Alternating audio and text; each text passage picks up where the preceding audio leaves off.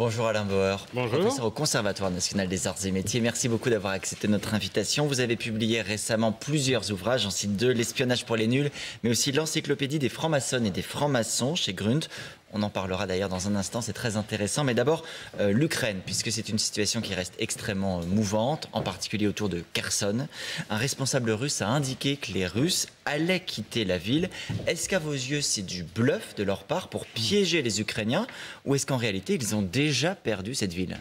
Non, ça fait 3 mois que l'armée russe, désespérément, demande à Vladimir Poutine de pouvoir passer de l'autre côté du Dniepr. Il y a à Kherson une rivière qui s'appelle le Dniepr, évidemment une ville en face, et donc ils sont en train de fortifier la ville d'en face, donc ce n'est pas pour rire.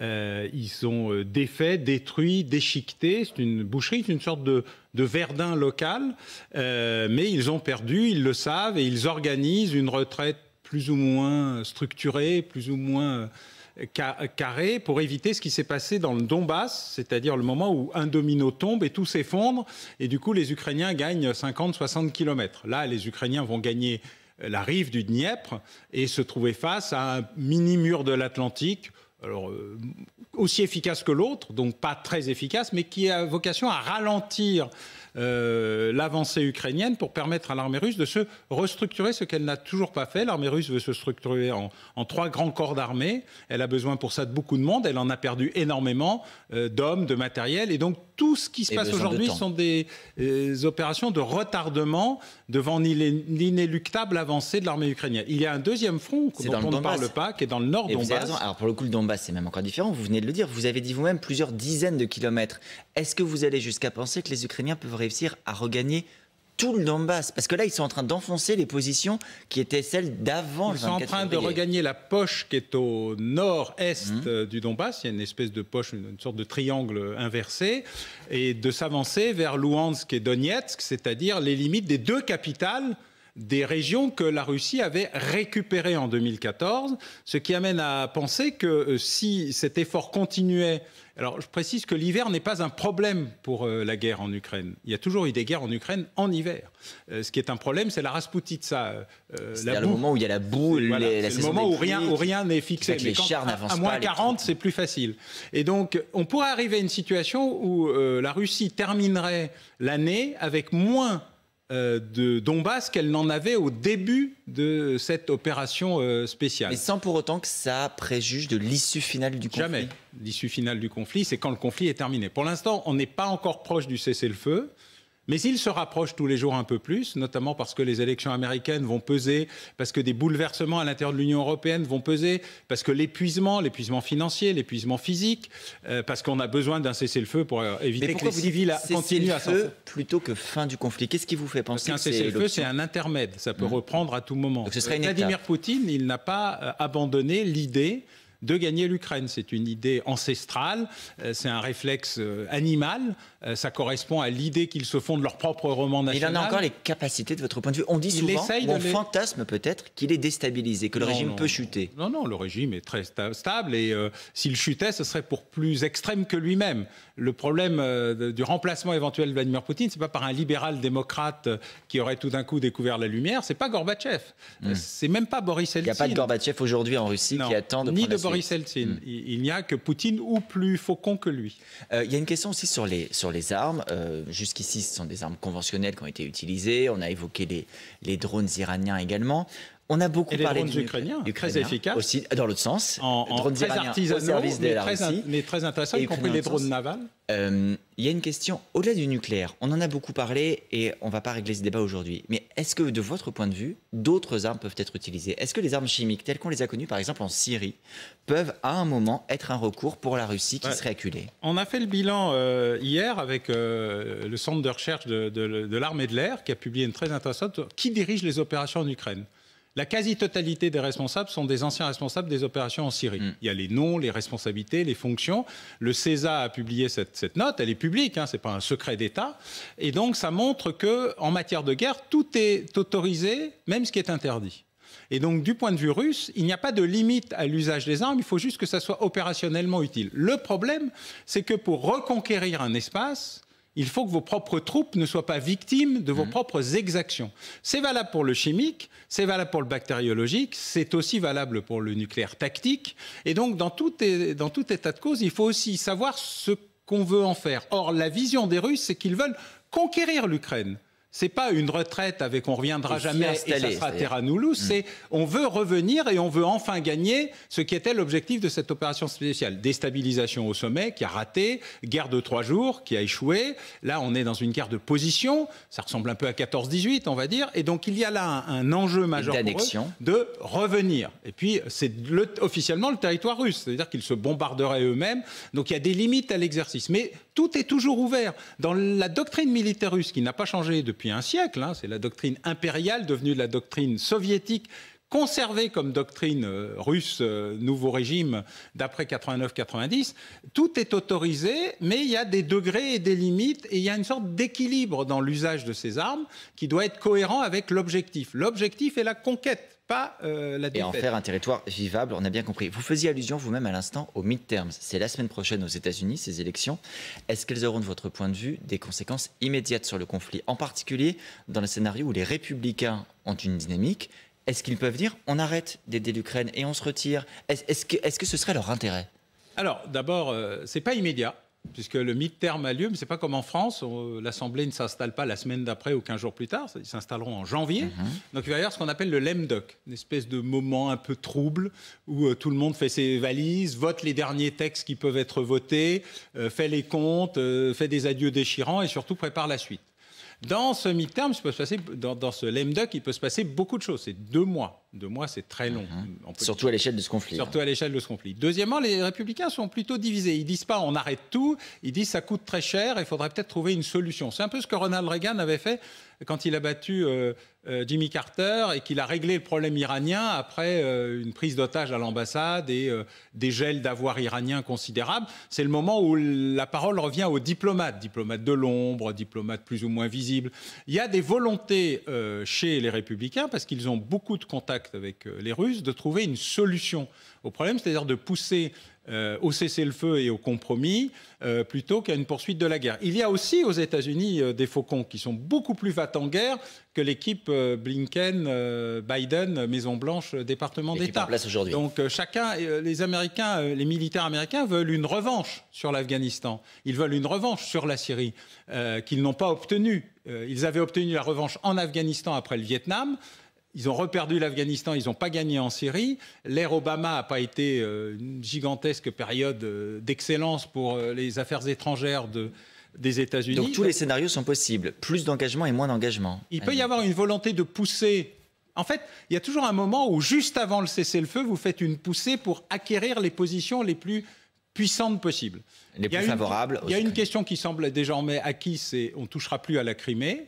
Je parle du point de vue américain. Quand vous dites on ne touchera plus, c'est on l'abandonnera aux Russes, considérant que c'est un territoire qui est aux mains des Russes. C'est un sujet qui est un peu plus compliqué que le reste de l'Ukraine, tout le monde le sait. Les vrais propriétaires de la Crimée, c'est les Tatars de Crimée qui ont été décimés par Staline et pas bien traités par les autres, et qui sont plutôt pro-ukrainiens pour l'instant. Mais enfin, la Crimée, c'est un territoire extrêmement sensible pour la Russie, qui ne l'abandonnera jamais à n'importe quel prix. Par contre, tout le reste est sans doute discutable et négociable, et c'est l'ambition probablement d'une partie des Républicains d'arriver à un accord et disant, vous voyez, nous, on sait faire la paix, les démocrates savent faire la guerre, ce qui est un classique aux États-Unis. Dans les sujets de déstabilisation du monde, on a du mal à comprendre ce qui se passe en Corée et la portée surtout en ce moment. Encore, là, il y a quelques minutes, Séoul, donc la Corée du Sud, a annoncé avoir déployé des avions furtifs après avoir détecté 180 avions de combat nord-coréens. Je précise qu'ils sont dans l'espace aérien de Pyongyang, ils ne sont pas au-dessus de la Corée du Sud. Est-ce qu'on est là dans une agitation habituelle, une sorte, si je le dis avec légèreté, de folklore local, ou est-ce qu'il y a cette fois davantage un risque d'escalade? Non, il y a un exercice militaire interarmes américain et sud-coréen qui a commencé. Les Coréens du Nord font « coucou, vous voulez jouer, nous aussi ». Donc on a des missiles, on a des avions, ils décollent, ils ne dépassent pas la limite, ils sont juste à la limite. ils frôlent un peu la limite. Alors, de temps en temps, évidemment, ça ne tombe pas exactement là où c'était prévu, mais il n'y a pas d'attaque structurée et concentrée. Les Coréens ont acheté des F-35A, qui sont effectivement des avions surtout qu'ils ont fait sortir.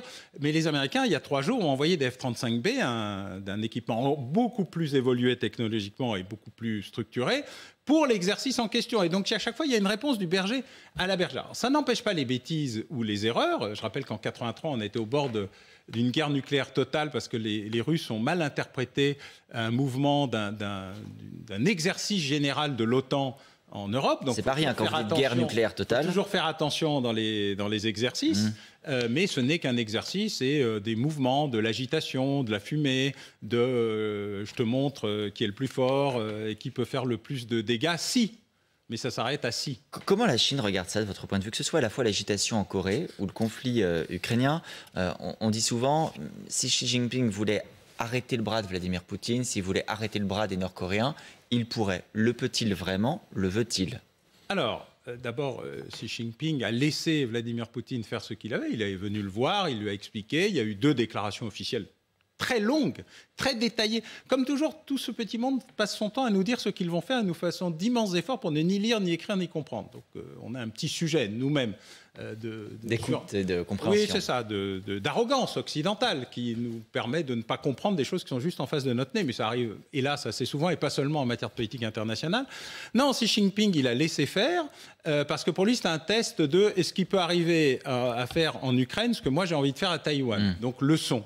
En plus, ça affaiblit la Russie, qui pour la Chine est un ennemi historique, pas un ami. La Chine a des envies de récupérer beaucoup de territoires russes très riches en matières premières, en pétrole, etc. Donc l'affaiblissement de la Russie, tout en faisant semblant, vous savez, c'est la corde qui soutient le pendu, vas-y, tout en disant, vas-y, mais pas trop fort. Et nous sommes pour la stabilité, la paix et la bonne volonté. La Corée du Nord est un caillou dans la chaussure de la Chine. Depuis qu'elle a l'indépendance, la souveraineté nucléaire, depuis qu'elle est en capacité les Chinois ont plus de difficultés à maîtriser les Coréens, tout en leur disant de temps en temps, pousse pas trop le bouchon. Et donc, voilà, il pourrait s'il veut, mais il y a des limites à l'exercice. Il est très content de ce qui se passe dans le désastre russe. Tout ça lui convient parfaitement, à la fois parce qu'il achète pas cher des choses qu'il payait très cher en énergie et même en céréales. Il regarde l'affaiblissement de la Russie qui le fait rentrer dans son giron de manière structurelle dans cette espèce de grande internationale alternative dont ils rêvent tous les deux. Il avance ses pions en Afrique pendant qu'on regarde ailleurs, comme la Russie d'ailleurs. Donc tout ce petit monde est assez satisfait de ce qui se passe. La Corée du Nord, Xi Jinping fera ce qu'il faut pour que ça n'aille pas trop loin. Qui a le fil du dialogue avec la Chine? On sait qu'avec les États-Unis, il y a une guerre au moins commerciale.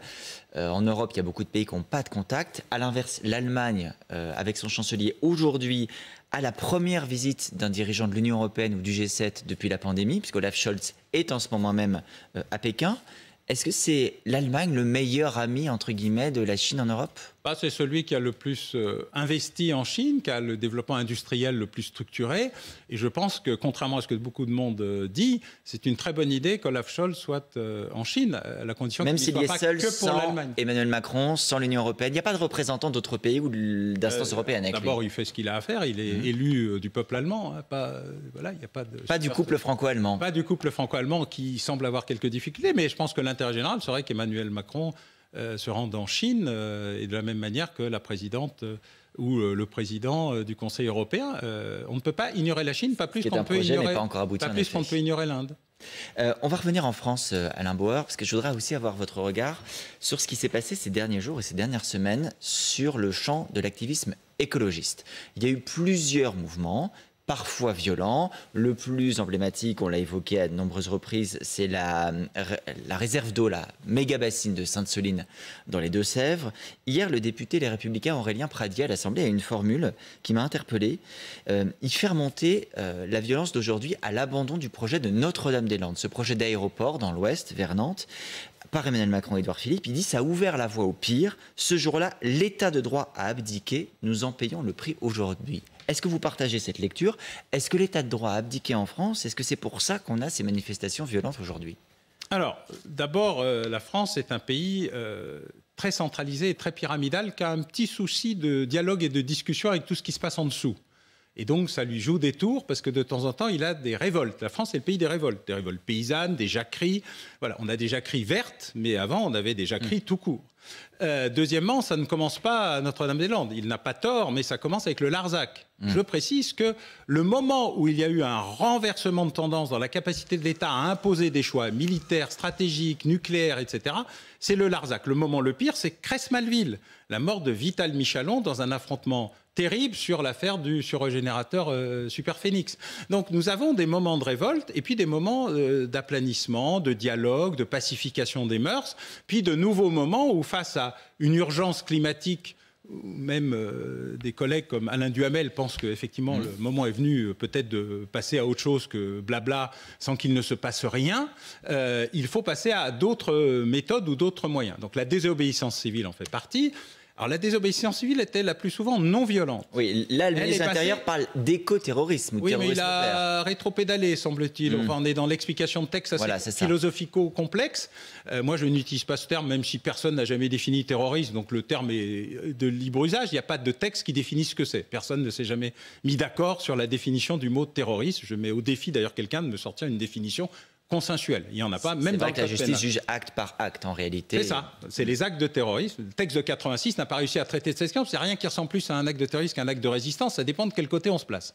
Donc on va passer ce sujet, mais il y a un rebond de l'activisme violent, d'actes spectaculaires, d'affrontements. D'abord parce qu'il y a des surfeurs qui n'ont rien à faire avec l'écologie ou l'environnement, mais qui viennent se battre avec les forces de l'ordre. Plutôt version Black Bloc. Quand vous dites surfeurs, ce sont des gens qui profitent. Qui profitent de l'usage. Voilà. Et puis il y a des gens qui sont extrêmement déterminés à faire avancer leurs idées, puisque rien ne se passe depuis qu'on dit qu'il y a du réchauffement climatique et qu'il faudrait faire quelque chose. Est-ce que c'est parce que les actes non violents, la désobéissance civile, n'a pas marché ou qu'on ne les a pas écoutés? Est-ce que c'est la conséquence de ça? En France, la négociation avec l'État est un sujet qui ne passe que par le rapport de force. Mais c'est l'État qui l'a voulu comme tel, pas cet État-là, ni ce gouvernement en particulier. C'est notre histoire, c'est malheureux, c'est comme ça. Moi, je me rappelle quand j'étais collaborateur de Michel Rocard qu'il avait essayé de pacifier les mœurs en ouvrant les négociations préalables, le dialogue, une capacité à avancer avec les gens sur les réformes plutôt qu'à leur imposer d'en haut. Disons que ça s'est un peu étiolé après son départ et que malheureusement, la mauvaise culture de l'État en France a rapidement pris le dessus. Et il y a des conséquences. Il y a de la violence également. Ça n'excuse pas les 60 gendarmes blessés, qui ont été blessés ni ce qui relève quasiment de la tentative d'homicide. Quand vous visez quelqu'un avec une boule de pétanque directement à la tête, vous n'êtes pas en train de militer pour l'environnement. Vous êtes un assassin potentiel. La Première ministre a promis qu'il n'y aurait aucune impunité face à des scènes qu'elle a qualifiées d'inacceptables et choquantes, bien sûr. Cette violence, elle est également dans le débat public. Hier, à l'Assemblée, il y a eu un épisode qu'on a relaté sur notre antenne encore ce matin, dans les matins LCI, avec ce député de la France Insoumise qui s'est interrompu au plein milieu d'une question après avoir entendu dans l'hémicycle qu'il retourne en Afrique, sans qu'on sache s'il s'agissait du député en question de couleur noire ou des migrants dont il parlait, puisqu'il posait une question à ce sujet-là. Qu'est-ce que ça vous inspire? On est loin de votre domaine de spécialité, mais on se dit, c'est une forme de violence, c'est une forme de racisme, ça vient se mêler au débat politique, ça laisse une impression très étrange. Alors, d'abord, je ne suis pas tautologue, donc j'essaye de rester dans mon espace naturel. Mais comme citoyen, comme quelqu'un qui regarde de temps en temps les débats à l'Assemblée ou qui en a la version résumée, d'abord, l'ensemble des débats à l'Assemblée nationale sont d'une pauvreté dramatique pour qui a envie de respecter la démocratie. Je veux dire, le niveau des débats s'effondre dans des conditions qui sont tragiques pour la représentation parlementaire. Voilà, les interruptions, je veux dire, c'est une cour d'école de très mauvais élèves, c'est tous les cancres qui auraient été réunis au même endroit. Donc il y a un petit sujet quand même, général. Et puis il y a ce qui est inacceptable et intolérable. Alors on est très très loin des grands affrontements parlementaires et des noms d'oiseaux et insultes.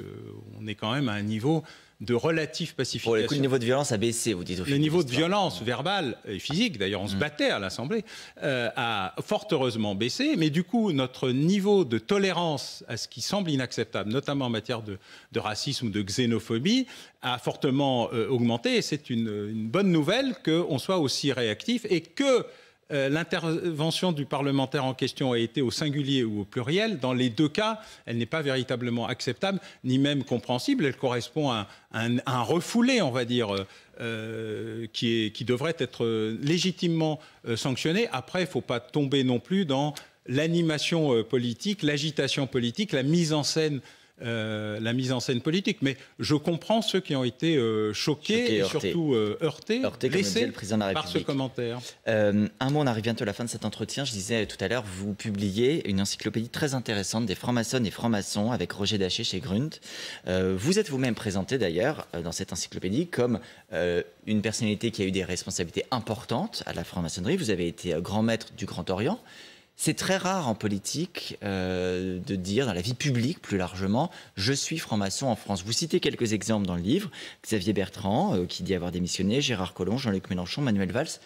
Pourquoi y en a-t-il si peu qui le disent publiquement? De quoi ont-ils peur aujourd'hui en 2022 en France? Alors d'abord, il y a une histoire, c'est qu'il y a une différence entre les pays anglo-saxons, ou en tout cas les pays libres, et les pays qui ont été occupés ou gérés par une dictature ou occupés par les nazis. Il y a deux cultures. Une première qui est celle de la France, par exemple, où quand moi je suis devenu franc-maçon, on m'a expliqué qu'il fallait surtout pas le dire et que c'était un grand secret, et l'Angleterre ou les États-Unis, où quasiment c'est écrit sur la carte de visite. Donc déjà, vous avez un petit choc. Et puis deuxièmement, parce que il y a une tradition du secret pour tout. Par exemple, aux États-Unis, il y a des midterms, on est inscrit comme électeur démocrate, républicain ou indépendant. Vous imaginez si on proposait ça aux électeurs français.